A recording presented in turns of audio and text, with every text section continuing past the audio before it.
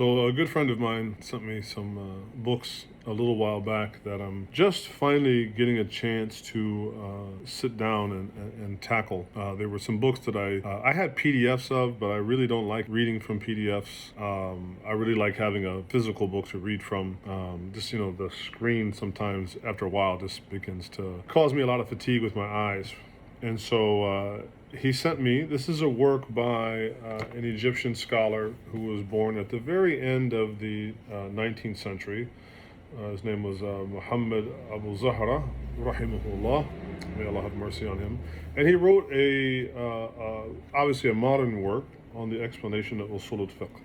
But what's nice is, I don't know, there's something about the books that are written by not only by our ulama, right, by our scholars, but even by those who work in the industry, like maybe the publisher. So in the beginning of the book, the publisher, Muhammad Mahmud al-Khidri, he shares a little story or reflection that both Muhammad Abu Zahrah himself gives about his life.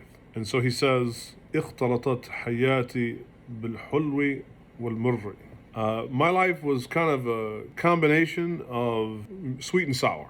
وابتدأت حياتي العلمية بدخول الكتاب لحفظ القرآن الكريم. And so he says, and my academic life, my life in pursuit of knowledge, it began by entering into what in some Muslim countries, like in Egypt, they would call the kutab. The kutab is a religious school specifically dedicated to memorizing the Quran. So he said that life began upon his entering into the kutab for the memorization of the Quran. وإذا كان النبات قبل أن يستغلظ سوقه يعيش على الحب المتركب. And this is where, alhamdulillah, I had some help from my friend Abdul Karim fi Saudiya. And he's giving a kind of a parable here to a plant, right? So him being like a young little seedling that will eventually grow up. So he compares himself to this by saying that when a plant, before it becomes into its full growth, where it can actually stand on the stalk, on its stem, يعيش على الحب المتركب. It lives in seeds that are all kind of stacked up on one another. وقد يرى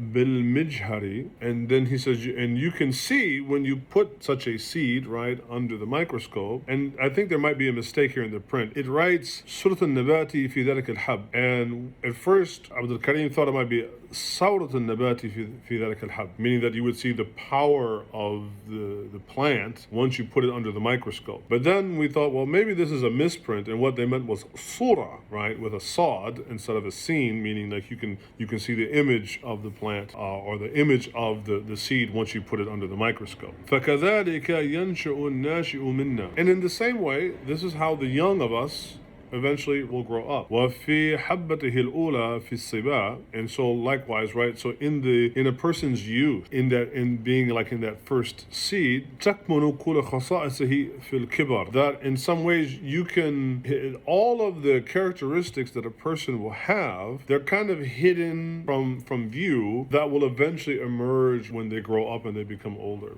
And so he continues by saying, وكنت أشعر وأنا في الكتاب. And then I had this feeling when I was in the religious school, right, in the kutab, بأمرين ظهرا في حياتي فيما بعد. So I had these two kind of things that came to mind, and these two things that I felt or I sensed when I was there that would eventually become apparent later on. And he says, الأمر الأول, the first of them is, he says that اعتزازي بفكري ونفسي حتى كان يقال عني إني طفل عنيد. And again, he helped me with, there might be again a typo in the print here.